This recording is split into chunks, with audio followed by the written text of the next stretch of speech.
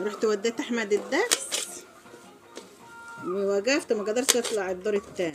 قلت له خلي المس تبصتلي من البلكوني، بصت لي واروح اجيب زيت من الحضانه.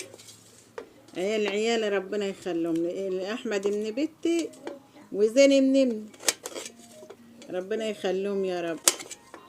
قلت شويه مخلل كده اقطعهم. كنت الاول بشوف المخلل اللي عند الناس اقول ايه معمول ليه كده، ابصت على الخطه دي كان شكله جميل، ابصت على دي اشتريت له ديت عشان تعمل الخصوص دي تبقى حلوه كده. قعدت اسال لما اشتريت دي واعمل مخلل جميل كده بالشكل ده وبالحلاوه دي.